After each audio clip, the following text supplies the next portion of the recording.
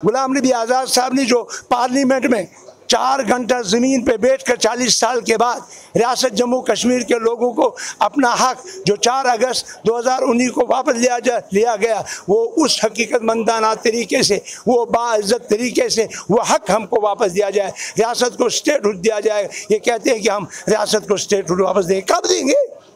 कहते हैं मिलिटेंसी खत्म होगी, फिर वो कहते हैं कि माकूल वक्त, वो माकूल वो लाल किताब तो निकालें, वो डेट कोई फिक्स करें, वो इलेक्शन नहीं करने जा रहे हैं, वजूहात क्या है?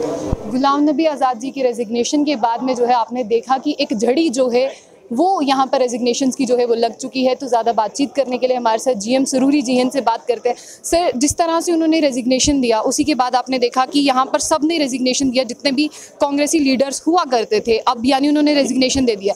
लेकिन यहाँ पर जो घुटन की बात है वो कब से महसूस कर रहे थे, लेकिन पार्टी को छोड़ने में इतना वक्त क्यों? देखिए, असल में एक शख्सियत जो स्टारवार लीडर हो, फ़ख्र हिंद हो, जिन्होंने इतने अवार्ड लिए हों और जिसके लिए प्राइम मिनिस्टर भी रोया हो, जिन्होंने पूरे मुल्क के लिए एक बेहतरीन काम किया, जिन्होंने इंदिरा जी के साथ काम किया है, जिन्होंने राजू जी के साथ काम किया है और जिन्होंने नसीमा राव साहब जी के साथ काम किया है, डॉक्टर मनमोहन सिंह जी के साथ काम किया है, सोनिया जी के साथ काम किया है और हिंदुस्तान को पोलियो मुफ्त बना दिया है और नेशनल इंटरनेशनल लेवल का अवार्ड भी उसमें हासिल किया है और जिन्होंने रियासत जम्मू कश्मीर के लिए एक ऐसी दिशा डेवलपमेंट की दी है जो आज देखने को नहीं मिलती है। उसमें एक खसूसी चीज़ है कि वो यहाँ के हिंदू, मुस्लिम, सिख, ईसाई, बुद्ध, जैन के भाईचारे के मास्टर थे। उस एरिया उस वक़्त ज़ीरो टॉलरेंस यहाँ पे हुई। उस बारे में आप देखते हैं कि जब वो वाक़ा हुआ था अनंतनाग का, तो उसमें एक एसपी इस वक्त भी बंद है, जेल में सड़ रहा है। तो उसके बाद उन्होंने यहाँ की डेवलपमेंट के लिए जो फर्स्ट शिफ्ट, सेकंड शिफ्ट या थर्ड शिफ्ट का काम दिया, गरीबों को रोज़गार दिया, जगती में कश्मीरी पंडितों के लिए बैठने के लिए जगह दी, उनको पैकेज दिया, उनको मुलाजमत दी और उसके साथ साथ रियासत जम्मू कश्मीर में मेडिकल कॉलेजेस दिए, 8 डिस्ट्रिक्ट बनाए। बराबर उन्होंने जम्मू कश्मीर को नहीं देखा, उन्होंने जम्मू जितना काम किया उतना कश्मीर में काम किया। उन्होंने हिंदू मुस्लिम नहीं देखा, उन्होंने हर हिंदू, मुस्लिम, सिख, ईसाई, बुद्ध, जैन के लिए इक्वल काम किया। उन्होंने रियासत जम्मू कश्मीर को उसका पैरामीटर डेवलपमेंट का आसमान तक पहुंचा दिया, भाईचारे को उसका पैरामीटर आसमान तक पहुंचा दिया, जिसकी एक मिसाल है कि अगर डेवलपमेंट में देखा जाए तो 1300 करोड़ रुपया PMGSY रोडों का कंपनसेशन था, आज तमाम पहाड़ खोदे हुए हैं। ये गुलाम नबी आज़ाद साहब और डॉक्टर मनमोहन सिंह की देन है उस वक्त। मगर आज हमारी रियासत का जो PMGSY की रोडें मर रही हैं, 800 करोड़ हमारा कंपनसेशन उन गरीब लोगों का बकाया है। वो गवर्नमेंट ऑफ इंडिया ने मना किया, हमारे पास कोई पैसा नहीं है, ये हमाकत की बात है। फिर डेवलपमेंट कैसे? लिहाजा उसी तरह से टूरिज़्म को अगर देखा जाए, एशिया का सबसे बड़ा ट्यूलिप जो उन्होंने कश्मीर में बनाया और जो टूरिस्ट जो जून में आता था वो अब मार्च में आने शुरू कर दिया। नेशनल लेवल पे नहीं बल्कि इंटरनेशनल पे लोग यहाँ आने लगे और जम्मू कश्मीर की इकानमी को एक बहुत ज़बरदस्त बूस्ट मिला। आप उसी तरह से अगर जम्मू के रूरल एरियाज़ को देखेंगे, जम्मू के फार फलांग एरियाज़ को देखेंगे, उनको डेवलपमेंट नज़र आती है, वो 2005 और 2008 की नज़र आती है। उसके बाद अंदर ये जो बात, उसके साथ साथ उन्होंने जो पार्लियामेंट में रियासत जम्मू कश्मीर के लोग क्यों मुतमनी थे कि हम आज़ाद साहब को चाहते हैं, अल्टरनेट हमारे पास नहीं है। आज अल्टरनेट बन गया, तभी आपने देखा आज हमारी कोई मीटिंग यहाँ पे नहीं थी, लोग बिन बुलाए आज आए सैकड़ों में और उन्होंने समर्थन दिया कि नाम नहीं लिख सके हम उनके सिर्फ हाथ खड़े किए, नारे देते रहे, जुलूस किया, जलसा किया, मीटिंग की, तकरीरों की बौछार रही और आज़ाद साहब का समर्थन दिया।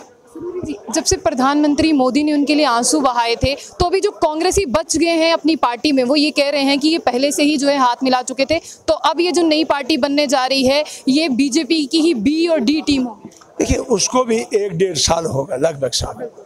अगर वो रोए, अगर उन्हें तारीफ की तो वो इसलिए रोए और इसलिए तारीफ की कि उनकी उस शख्सियत की जिन्होंने काम करके देखा, जिन्होंने वो काम किए जो कोई कर न सका, उन्होंने जो पार्लियामेंट में स्पीचें की। एक मिसाल देता हूँ मैं, जब 5 अगस्त 2019 को रियासत का अपना दर्जा जो महाराजा ने हमको दिया था, यहाँ के लोगों के लिए दिया था, आज इस महाराजा के लिए आज हमारे बच्चे धरना दे के हैं कि हमें महाराजा की छुट्टी जो है यहाँ अनाउंस की जाए। क्यों बीजेपी नहीं करती है? क्या वजह है? जिस महाराजा ने हमें ये संविधान दे दिया, जिस महाराजा ने ये हमें जम्मू कश्मीर को गिफ्ट दिया था और उस महाराजा के उस कानून को रद्द कर दिया है, वो कैसे वफादार जम्मू के लोगों के, डोगरों के वफादार कैसे हो सकते हैं? उसी महाराजा के वक़्त में गुलाम नबी आज़ाद साहब ने इस रियासत जम्मू कश्मीर की जो डेवलपमेंट की,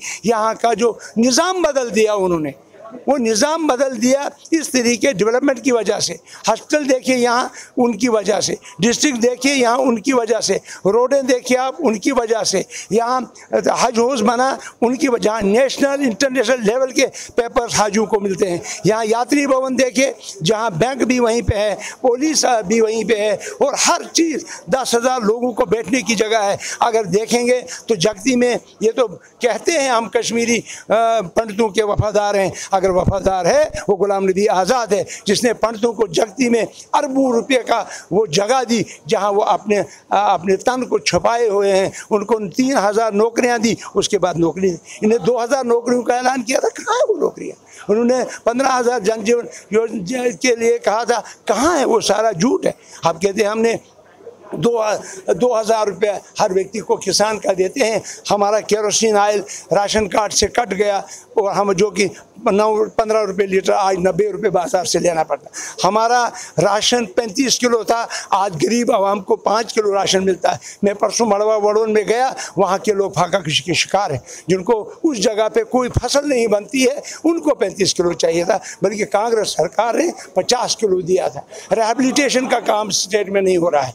SDRF के तहत जितने ज़लज़ले आज किश्तवाड़ में और जो हो रहे हैं, खास करके वो इसलिए हो रहे हैं कि वहाँ 5 प्रोजेक्ट बन रहे हैं, बुरसर, पक्कल, करथई, कीरू प्रोजेक्ट। वो पानी की लेवल जो है उसको खोद के तमाम पहाड़ों को नेस्तो नाबूद कर दिया है। इसलिए वहाँ किश्तवाड़ में ज़्यादा, और कोई, मैं तो साइंटिस्ट नहीं हूँ, मगर कहने में जो आता है, सुनने में जो आता है, साइंटिस्ट से जो बात हुई है, मेरे ख्याल में हमारी तमाम आबादी जो उजड़ जाएगी, जैसे मड़वा वालों को ख़त्म करने जा रहे हैं, जैसा ये तबाही की निशानी। और गुलाम नबी आज़ाद साहब ने जो पार्लियामेंट में 4 घंटा ज़मीन पे बैठकर 40 साल के बाद रियासत जम्मू कश्मीर के लोगों को अपना हक जो 4 अगस्त 2019 को वापस लिया गया, वो उस हकीकतमंदाना तरीके से, वो बाइज़्ज़त तरीके से वो हक हमको वापस दिया जाए, रियासत को स्टेटहुड दिया जाए। ये कहते हैं कि हम रियासत को स्टेटहुड वापस देंगे, कब देंगे? कहते हैं मिलिटेंसी खत्म होगी, फिर वो कहते हैं कि माकूल वक्त, वो लाल किताब तो निकालें, वो डेट कोई फिक्स करें, वो इलेक्शन नहीं करने जा रहे हैं, वजूहात क्या है? 25 लाख जो नए वोटर्स ऐड हो रहे हैं, उन पर आपका क्या? देखिए 25 लाख तो इसमें डाउट है, बाद में उन्हें शायद क्लियर कर दिया।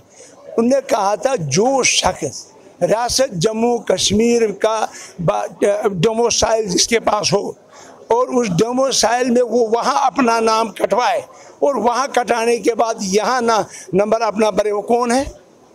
लिहाजा वो उसमें तजाद है, वो उसको क्लियर करना चाहिए इलेक्शन कमिश्नर को कि ऐसा नहीं होना चाहिए।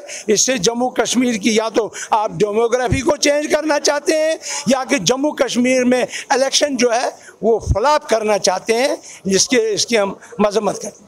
जाते हुए एक सवाल मेरा यहाँ पर रहेगा कि जो 5 पन्नों का लेटर उन्होंने लिखा है, हालांकि अगर राहुल गांधी की भी बात करते हैं, वो ये गिनवा रहे हैं कि गुलाम नबी आज़ाद साहब को कांग्रेस ने ये दिया, बट उन्होंने कितने साल कांग्रेस को दिए, इसके बारे में जो है वो बात नहीं करते। देखिए वन साइडेड तो नहीं होना चाहिए।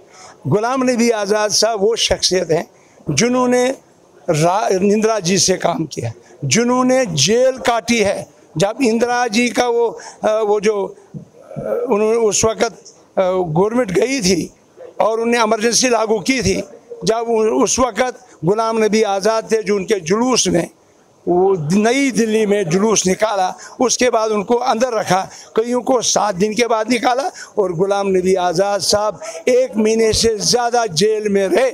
उन्हें जेलें काटी हैं इस कांग्रेस के लिए। उन्होंने राजीव गांधी जी को, मरहूम को उन्होंने कुर्सी पे बिठाया। उनने पहले प्रेफरेंस दे के इसको यूथ कांग्रेस का प्रेसिडेंट बनाया। वो गुलाम नबी आज़ाद पहले थे, उन्हें उठा के उसको उस कुर्सी पे बिठाया। और उसके बाद जब यूपीए फर्स्ट की बारी आई तो गुलाम नबी आज़ाद साहब ने आंध्र प्रदेश में, वो इसके सेक्रेटरी थे, तो आंध्र प्रदेश में 5 MPs थे, वो 37 MP बनाए उन्होंने, तब जाके यूपीए फर्स्ट बना। अगर 37 वो नहीं बनाते फिर 18 सीटें कम थी बीजेपी की, यूपीए फर्स्ट नहीं बनती। इसने तो दिया, जम्मू कश्मीर को जीत के आए। 30 बार गुलाम नबी आज़ाद साहब को ये जो मिल्टन रू का सामना करना पड़ा।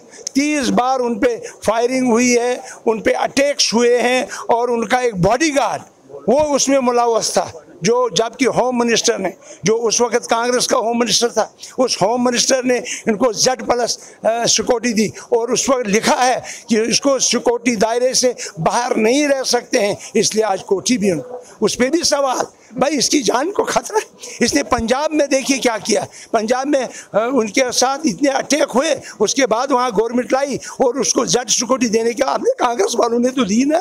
अगर आपका होम मिनिस्टर ने उसको Z सिक्योरिटी दी, उसके बाद उसका कहा गया ये सिक्योरिटी एरिया से बाहर नहीं रह सकते हैं, फिर उसमें एतराज़ क्यों?